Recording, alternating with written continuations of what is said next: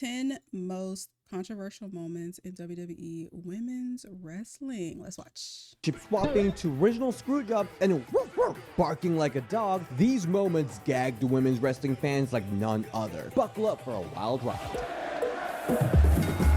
Welcome everyone to Ring the Bell. This is DS and this is the countdown of the top 10 most controversial moments in women's wrestling history. Yeah, we're taking a deep dive into the moments that had fans buzzing, social media on fire, and the wrestling world talking for years. By the way, this list is just my humble opinion, so if you disagree, let us know in the comment section, but let's start with the top 10. Our first pick is a title exchange between Becky Lynch and Charlotte Flair. It was a simple job. They were just supposed to swap the Raw and SmackDown Women's Championship after the WWE draft. Again, super simple task, but quickly it turned into such an awkward moment for everyone. So Charlotte threw her title on the mat instead of handing it to Becky, and then Becky threw her title at Charlotte, and Sonya Deville, who was a GM at the time, tried to facilitate this whole strange title exchange and ended up looking confused and pissed as hell. Are you not embarrassed? This is really embarrassing. Backstage reports suggest that Becky and Charlotte had expressed concerns about the segment beforehand. The Queen reportedly didn't want to look weak, and the strained relationship between the two clearly contributed to the chaos. The segment was so freaking awkward that WWE edited parts out for its encore broadcast, and fans were left wondering if they just witnessed a real-life feud spill into the ring. In her book, Becky Lynch revealed that she felt Charlotte deliberately went off script, leading to a heated argument backstage. Becky was so furious that she reportedly called Charlotte a crafty f***ing right in front of Vince McMahon. This whole deviation from the script left the man fuming, and Charlotte was eventually escorted from the building. Whew, that was messy. But eventually it seems like happy ending. They all made up at the Survivor Series War Games match. Aww, that was really... It's getting dusty in here. Number 9 on this list goes all the way back to 1985 with the original Screwjob. The WWF Women's Champion Wendy Richter faced a mysterious masked opponent named the Spider Lady. But the gag, the Spider Lady, was the infamous Fabulous Moolah in disguise. And the match took a shocking turn when Moolah pinned Richter in a controversial fashion. Wendy kicked out at 1, but the referee counted to 3 anyway, giving the title to Moolah. I was in pure shock. I thought I might have misheard. And even the commentators were confused as hell. They thought the match was going to continue. What was that? Referee made a 3 count. Wendy tried to go straight to the referee after this, but there was nothing he could do. You could clearly see Wendy was pissed as hell. Backstage, it was revealed that this was all a planned screw job orchestrated by none other than Vince McMahon. Wendy apparently had been in a contract dispute with WWE, feeling underpaid and undervalued despite her significant contribution to the company, and this screw job was Vince's way of taking the title off of Wendy without her consent. This, unfortunately, doesn't come as a shock now that we know a lot more about stuff that Vince has done. Number 8. Now, we all know that we love a Divas Battle Royale, but we were so not prepared for this one. On August 1st, 2011, the Divas all made their way to the ring to the slow version of Eve Torres' theme song because why not? The match starts, and first of all, Melina got eliminated right away. She was fixing her boots. And Gail Kim begins fighting with Alicia Fox and randomly slides under the bottom rope herself. Michael Cole in the commentary took a big pause before saying, "We have an elimination." I believe, Gail Kim, I think. You can also see Foxy just staring at Gail, all confused. Her self-elimination sparked immediate reactions from fans and wrestling insiders. And a couple days later, Gail posted this on Twitter saying, "Hey, I just wanted everyone to know that I officially quit WWE on Monday, so thank you WWE fans. This won't be the last you see of me. Love you guys." Gail eventually explained that she had reached her breaking point after years of frustration with WWE's creative direction and lack of opportunity for women. She didn't regret her decision at all, stating that it was a matter of self-respect and standing up for herself. I was like, they're not even going to care. They're not going to notice. They don't give a shit for the girls. And that's sad that I was she like, feels I'm that getting way. out of here. I'm going to roll out of the ring because they said we need to get out of the ring in the first 2 minutes. To be honest, they didn't care. They didn't even notice. I think 1 or 2 people noticed. Gail's bold move was a clear message to WWE that she wouldn't be sidelined or disrespected any longer. And shortly after, she rejoined TNA, where she found greater opportunities and respect, and even later being inducted to TNA's Hall of Fame. Okay, I know that I disappointed you guys not doing Kelly Kelly for Halloween, by the way, this year, but I was in Korea for 2 weeks right before, and I feasted every freaking meal, so there's no way I was gonna do Mother Kelly Kelly justice. But since coming back, I've been back to working out really hard and eating healthy. See, I'm trying. But let's be honest, the world is crazy right now. You're busy, I'm busy. I've got some killer interviews lined up for the rest of 2024. We're all just busy, and eating healthy and delicious meals consistently, it's really hard. That's why Factor is here for the save. My Factor order is here. Let's go. Look how well packaged it is. I got protein options. controversial squash matches ever. So SummerSlam 2021 had fans expecting Bianca Belair to defend her SmackDown Women's Championship against Sasha Banks the Boss in a rematch for WrestleMania 37, which was very, very exciting. However, it was already weird going into this match because Sasha was pulled from live events leading up to SummerSlam, but WWE continued to advertise the match until after Bianca's entrance. Then it was revealed that Sasha couldn't compete and Carmella would take her place. And yes, we all know Carmella is freaking fabulous, but Bianca literally defeated her like bazillion times before. However, the real shock came when Becky Lynch's music hit and she made a surprise return to a thunderous roar from the crowd, having been away due to her pregnancy. But in just 26 seconds, the excitement turned into outrage as Bianca Belair's title reign was abruptly ended. Becky beat Bianca with her manhandle slam and the referee counted to 3. And right after this match, social media freaking erupted and many fans felt that this abrupt loss completely derailed Bianca's momentum as a rising star. Becky, whose legacy was very much cemented, really didn't need this victory, making this decision I didn't even witness this, and I can already feel like that don't feel right. Even more controversial. She even got the nickname of Becky Hogan from this match. Bianca later recalled this moment, saying that this was one of the most embarrassing moments of her career. This storyline, though, eventually paid off with Bianca getting her revenge at WrestleMania 38, and at SummerSlam 1 year later, Bianca defeated Becky again, with the two hugging, making amends. Ultimately, it worked out. It was a beautiful bookending moment. Number 6 moment takes us back to 2010. WWE began one of the most criticized angles ever with the Piggy James storyline. During this time, WWE was committed to its PG rating. It had even launched its Be a Star anti-bullying campaign. Despite all this, the storyline featured Lay Cool fat-shaming Mickie James heavily, mocking her looks and calling her Piggy James. This storyline actually spanned several months with numerous segments where Lay Cool humiliated Mickie. The most memorable segments probably are when Lay Cool shoved a pig cake in Mickey's face, and when Layla wore a fat suit to try and mock Mickey's weight. And this is like insane to look back because like Mickie was serving body tea anyway. Like who came up with this shit? As you can imagine, the backlash for the storyline was significant as fans and critics condemned it for its body shaming and unnecessary bullying. I'm not gagging. Mickie James later reflected on the storyline, acknowledging its harsh nature, but also noting that it helped fans sympathize with their character. Michelle also says she did not like the storyline, but they worked with what they were given. It was really an internal struggle for me. It was hard. Yeah. I remember because I remember we would talk about it prior to almost every match. And you're like, are you sure you're okay with this? Like, I don't feel good about this, or I think this is too much. And I'm like, no.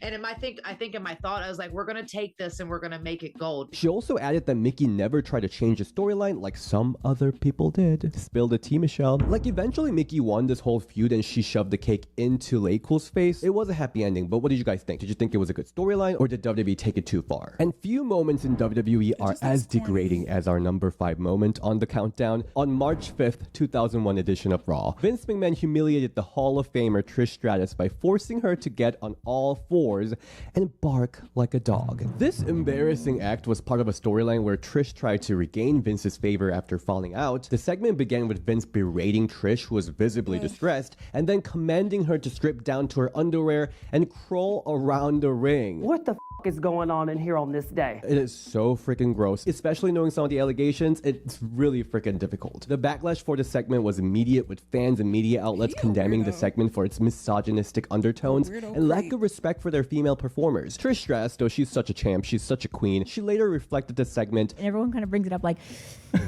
almost like, no, and I don't mean it like this. They make it like, oh my God, I don't want to bring this up to you. I know it's a really bad moment for you. Like, no, it wasn't a bad moment for me. It was a great moment for me and for my character. It was something that Vince and I discussed. We knew we were doing that. We worked towards it. We knew that like at this point, Trish Stratus was a hated heel, right? Like, so we had to figure out a way to like get the fans to sympathize with me. Why would you sympathize with me at that point? And she also later had this really cool slapping moment at WrestleMania. The number 4 most controversial moment on this countdown includes live Seriously, who the fuck was writing all this? On January 9th, 2006, we saw a notorious... You were playing a character, ma'am. You were playing a role.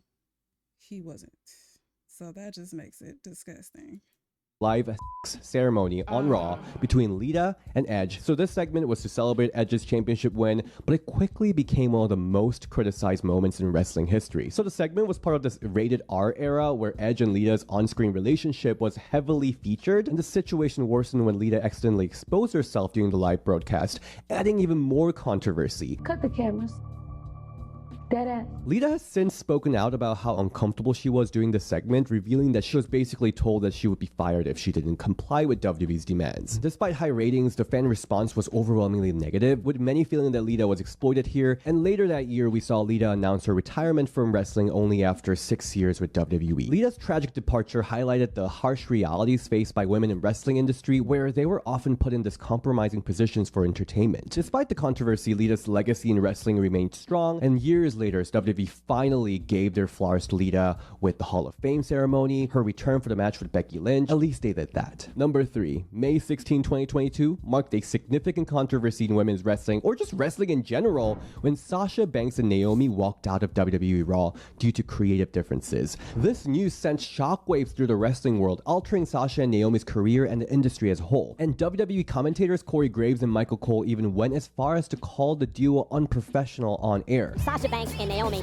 let us all down. Their actions disappointed millions. So the original plan for that night was a six-pack challenge where Naomi was rumored to win, chasing the singles title, even though the Boston Glow were the tag team champions, and they were promised they would help revitalize the women's tag team division. In a dramatic exit, Sasha Banks and Naomi supposedly left their titles on a WWE executive's desk and walked out. They left the building. They left the building. Fans were completely divided on this news. Many understood the duo's reason for the walkout, while others were trying to paint them as unprofessional. Despite the public fallout and WWE's attempt to damage their reputations, both women emerged stronger. Almost a year after the walkout, Sasha Banks became the CEO Mercedes Moné and dominated in New Japan Pro Wrestling, Stardom, and AEW, winning multiple championships. Naomi rebranded under her real name Trinity and had a successful run in TNA Impact, capturing the Knockouts Championship. Mercedes Moné has stated that no one truly knows the full story behind their decision except her and Naomi, adding so much mystery to what actually happened that night. Nobody knows the story.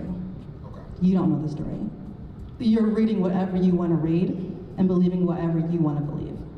Nobody knows the story because I haven't said anything. And I'm not going to say anything because that's just the classy boss that I am, the CEO. I left that day because of the way I was talked to and handled.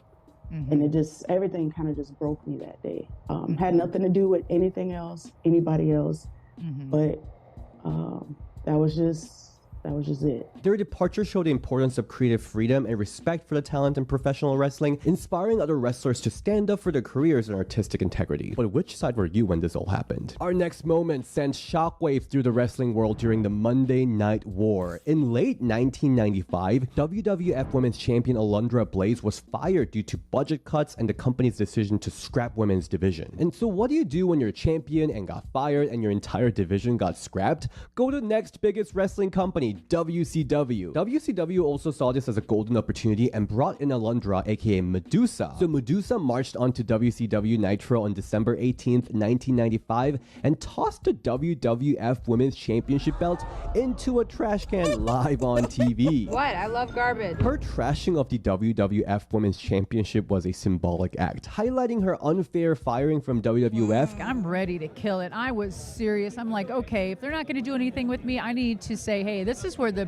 big girls play. I wanted to absolutely make a statement with women's wrestling there because it was well deserved. It needed to. Medusa's action had long-lasting repercussions though, leading to her being blacklisted by WWE for nearly 2 decades. It wasn't until 2015 that she was inducted into WWE Hall of Fame, finally receiving recognition for her contributions to sport. Medusa's trash can moment was the ultimate take this job and shove it moment, and it shook the wrestling world to its core. Before revealing our top pick for the most controversial moments, here are some honorable mentions. We got the lesbian segment on Raw in 2002, Dawn Marie and Al Wilson storyline, the entire 3-way storyline involving Tori Wilson's actual dad, and Carmella winning the first ever women's Money in the Bank match in 2017 with help of a man, James Ellsworth. Alright, the number one moment has to go to AJ Lee's pipe bombshell on WWE Raw from August 26, 2013. It remains one of the most polarizing moments in women's wrestling history. Just ask any Bella Army. In this heated promo, AJ came for the cast of Total Divas, including the Bella Twins and Natalia, accusing them for chasing fame over wrestling. AJ called all the women cheap, interchangeable, expendable, useless women. I do think it was really funny though that Bella Twins and Eva Marie are like screaming for AJ to say to their face, which she literally is doing.